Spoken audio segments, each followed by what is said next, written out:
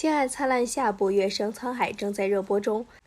凌不疑出兵寿春捉拿叛军彭坤，程少商前来送行，两人在大军前难舍难分。分开之际，凌不疑把一包东西扔进了程少商的怀里，少商打开来看，竟是凌不疑府邸的私印。这凌不疑还没结婚，就把自己的家产全交给少商了，这说明凌不疑的心里眼里就只有少商了。他认定了少商就是这一辈子和他共度余生的女人。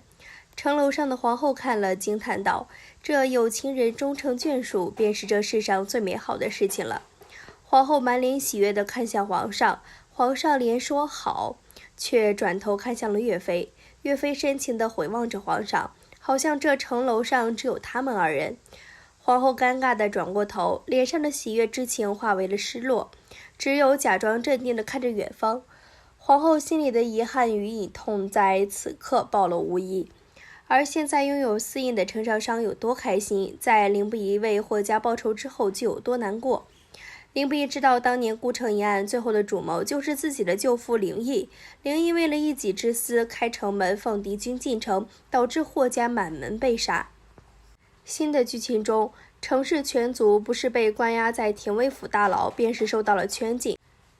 而造成这一境遇的原因，皆是从边境传开了铜牛县县令伙同程使携带着2000金铜投敌，幸亏有岳飞从中调节，文帝才得以程少商已经跟凌不疑定亲为借口，没有让程少商一同送去审查。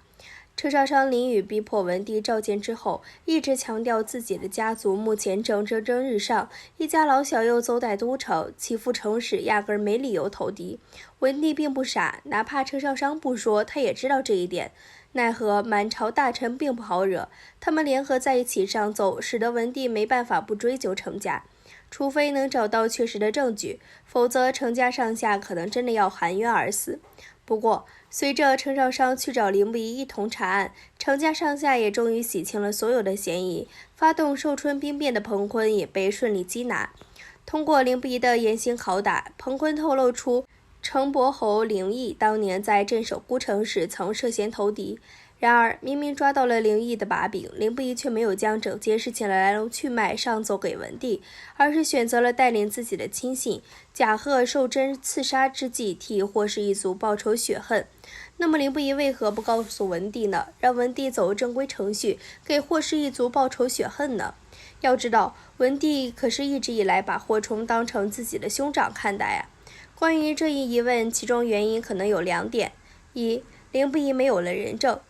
当年霍冲原本能在孤城坚守10日，只要在这期间有任何一支援兵能够如约而至，孤城就不会破，霍冲也不会死，霍家就不会惨遭灭族。然而，先是出现了小越侯自己故意拖延去支援霍冲，又出现了小越侯阻碍老千王支援霍冲，最后又加上雍王当年偷换了霍冲的军备，这才使得霍冲仅仅只坚守了2日。其中，越侯和雍王的罪证都比较好搜罗。然而，想定下凌毅通敌的罪证就难了。首先，凌毅当初虽然通敌，但没有真的去投敌，只不过向敌军传递了情报。后来见到援军来临，便又立即讨伐，与敌将厮杀，加之年代久远，压根没有物证存留。其次，凌毅从廷尉府抢走彭坤，进行一番审问后，虽然得知了凌毅曾试图通敌，奈何包括彭坤在内的知情者惨遭凌毅灭口，所以凌不疑只得亲自报仇，毕竟没证据也就无法定罪。二，凌不疑对文帝失望。文帝是一个非常精明的人，否则当年揭竿而起那么多人，怎么就偏偏让他登上了95之尊的位置呢？多年以来，文帝从来没有尝试去查清当年孤城失守是否另有隐情。待到凌不疑从小越侯故意不去支援，还阻碍老前王前去支援的罪证摆在文帝面前时，文帝竟然只是剥夺了小越侯的封号，让他前去守皇陵而已。虽说凌不疑没有发作，后来还对岳飞承诺不再找小越侯的麻烦，但是单从凌不疑当时的那双好似能吃人的眼睛里，便可以看出来，凌不疑本来是打算让小越侯血债血偿，奈何文帝和岳飞的百般阻挠，才使得凌不疑不得不就此作罢。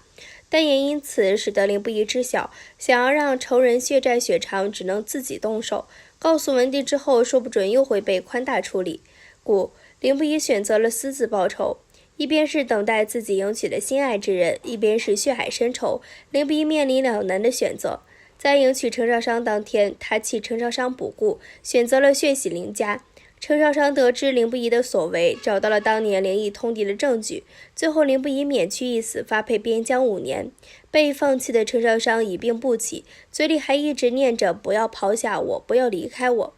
知道自己妹妹被凌不疑这样对待，如今一病不起，陈少公在凌不疑离开都城去边疆之时，将私印退还给他，并告诉他后会无期。